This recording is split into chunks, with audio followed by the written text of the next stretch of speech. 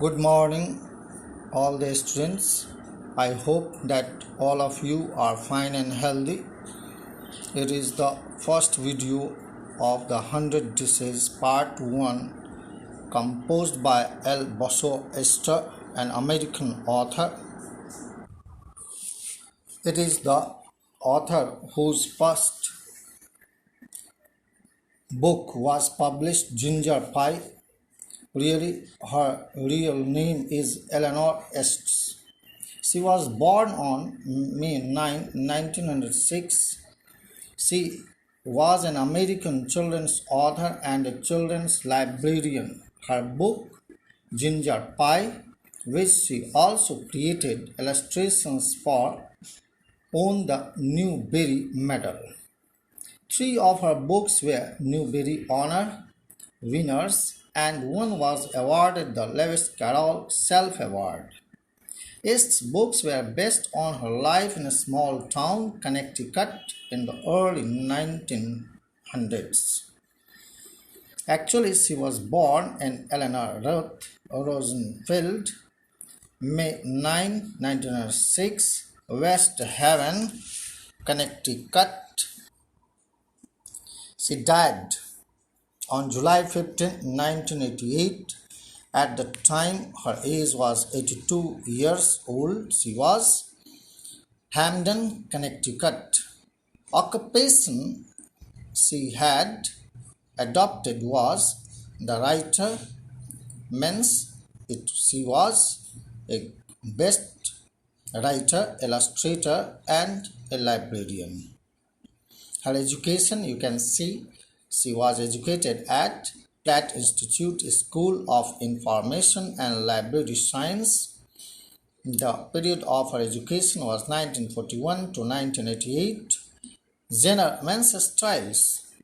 Here, she writes for children's literature. Notable work of this very lady is Ginger Pie, The 100 Days, the Moffat series, and notable awards that she got is Newbery Medal 1952, Carolyn Havens Scholarship for Children's Librarians, Pratt Institute Alumni Medal she got in 1968. It is the largest wave of Polish immigration to America occurred in the years after the American Civil War until World War I. Polish immigration began en masse from Prussia in 1870 following the Franco-Prussian War. Prussia retaliated against Polish support for France with increasing Germanization following the year. You can see these photos which clearly describes how these Polish immigrants came to America and their condition was so miserable that I will show you in some of the photographs. It is the family of this very girl who had come to America. The first Polish immigrants arrived in America in 1608, and really it was the United States where the Polish state did not exist at the time. They were identified as Russian Poles, German Poles, and Austrian Poles. One of the most notable fact was that Polish American communities was in Chicago and its suburbs. So Chicago is sometimes called the second largest Polish city in the world, next to Warsaw, W-A-R-S-A-W. It is the capital of Poland. Polish Americans were sometimes discriminated against the United States, as were the Irish, who belonged to Ireland, Italians who belonged to Italy, and Jews. According to the United States 2000 census, 667, 100,000, 414. Americans of age 5 years and older reported Polish as the language spoken at home. Now it is about 1.4% of the people who speak languages other than English, or 0.25% of the American population. The 100 dresses that is continued here. It was Monday. Wanda Petronsky was not in her seat. But nobody, not even Peggy and Maddie, who were the girls who started all the fun, they noticed her absence. Usually, Wanda sat. Where did she sit? She sat next to the last seat in the last row in the room number 13. She sat in the corner of the room and where the boys who did not make good marks usually sat. It was the most scuffling of it, most roaring shouts could be heard, and they always created such laughter that was full of hatred. This part of the room was muddy and dirty. Wanda did not sit there. Why? Because she was rough and noisy. No, it was not the reason. The reason was this, that she was very quiet and rarely spoke something to anyone else. Nobody liked to hear her, or she hardly spoke or laughed loudly. She twisted her mouth into a crooked sort of smile. But that was all. Means when she did not like the smiles or the laughter, she only could just bend her cheeks or mouths. Nobody knew why Wanda sat there, because she came all the way from Boggins Heights, Boggins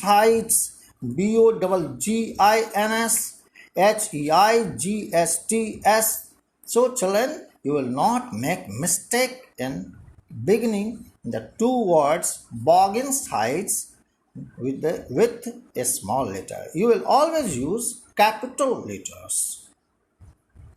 She was really thinking that she could go to school in order to learn something. But it was not. On the way, something happened. What did happen? That I will tell you. The time when they thought about Wanda was outside of school hours at noon time in the afternoon when they were coming back to school, or in the early morning before school began. Groups of 2 or 3 or even more would be talking and laughing on their way to the schoolyard. So sometimes they waited. The other children waited for Wanda Petronsky to have fun with her. They wanted to tease her. And the next day, it was Tuesday. Again, Wanda was not in the school. So nobody noticed her. Again, but on Wednesday, Peggy and Maddie, who sat down front with other children, who got good marks, who did not track in a whole lot of mud, did notice that Wanda was not there. Means here, Peggy and Maddie means P-E-G-G-Y, Peggy, and Maddie, M-A-D-D-I-E. These are the main characters. They also studied in the same school. Peggy was pretty. She had many pretty clothes, very nice clothes. Her hair was so curly and beautiful. Everyone liked her. Maddie was her closest friend. Why? Because Peggy and Maddie just loved each other. Piggy was very rich and Maddie belonged to a poor family. They noticed because they had and waited for waited for Vanda to have some fun with her on the way. And she just had not come. Siemens here, Vanda Petronsky didn't come. They often waited for Vanda Petronsky to have fun with her. It is the Vanda Petronsky. She was a Polish immigrant in America who lived in Boggins Heights. She was quiet and nobody had ever heard her laugh. She was discriminated by her American classmates, but still she did not think bad of them, ill of them. She was always calm and never tried to fit in. She could design very beautifully, and her designs were new and different, indicating that even though she might own just one dress, her imagination and talent run in colors. Who is Peggy? Here you can describe it like that. She is described as the most beautiful and popular girl in school. She was pretty and owned many clothes and had curly hair.